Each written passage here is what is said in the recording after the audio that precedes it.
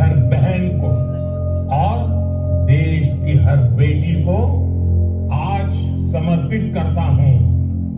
Operation सिंदूर माथे पे चढ़ा बस रंग नहीं है स्वाभिमान भरपूर। सिंदूर सिंदूर सिंदूर सिंदूर।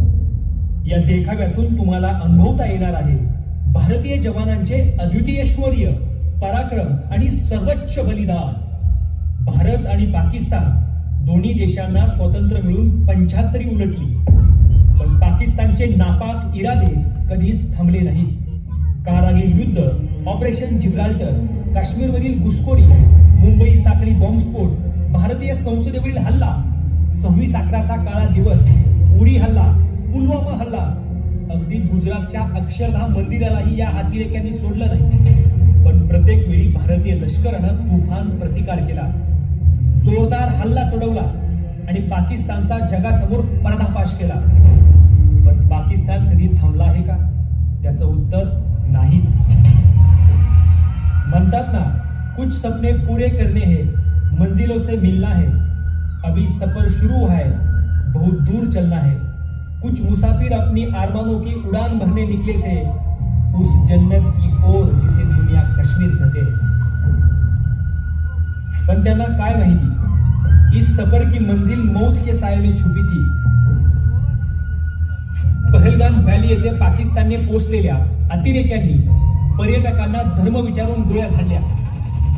ज्यांच्यावर संशय आला त्यांना कलमा म्हणायला भाग पाडलं। हिंदू पर्यटकांवर निर्दयी गोळीबार केला, महिलांच्या कपाळावरील सिंदूर पुसले गेले आणि निर्लज्जपणे म्हटले, जा मोदी को जाके बोल दो। संपूर्ण देश थरारला, निशब्द झाला। देशानं शोक व्यक्त केला, प्रत्येक हृदयात वेदना आणि संताप उसळला। आतंकियों को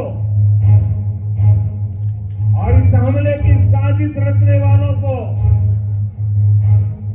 उनकी कल्पना से भी बड़ी सजा मिलेगी। तो दिवस उजाडला 7 मे 2025। भारतीय जवानांनी आपले अद्वितीय शौर्य दाखवलं।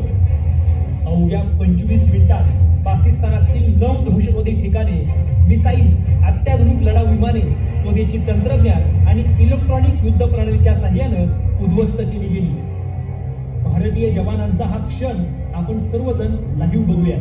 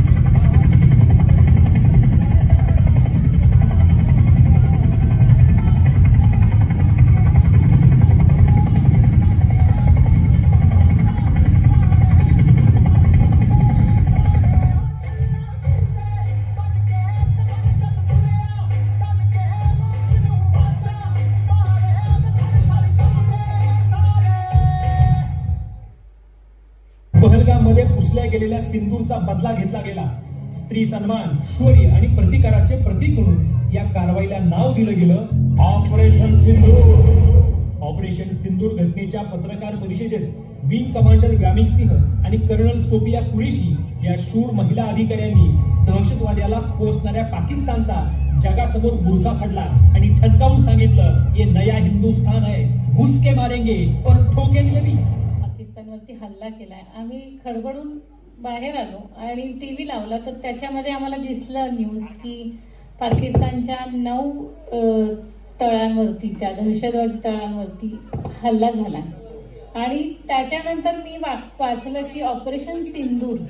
जेव्हा तो ऑपरेशन सिंदूर नाव वाचल्यानंतर मला एकदम असं भरून आलं की मोदी सरांना कसं जाणवलं असेल की ऑपरेशन सिंदूर नाव द्यावं. तेव्हा मला जाणवलं की आम्ही त्यांच्या मुली आहोत. मुलींचे नवरे गेल्यानंतर एका वडिलांना काय वाटू शकतं, ह्या ज्या त्यांच्या भावना होत्या, त्यामुळे त्यांनी ते ऑपरेशन सिंदूर असं नाव दिलं. पहलगाम हल्ल्यातील निर्दोष नागरिकांचा बळी गेलेला तो काळा दिवस विसरणं अशक्य आहे. पण भारतीय सुरक्षा दलांनी ठरवलं होतं, अतिरेक्यांचा खात्मा जोपर्यंत करत नाही तोपर्यंत आम्ही शांत बसणार नाही. भारतीय लष्कर, सीआरपीएफ आणि जम्मू काश्मीर पोलीस यांनी शोध मोहिमांना सुरुवात केली.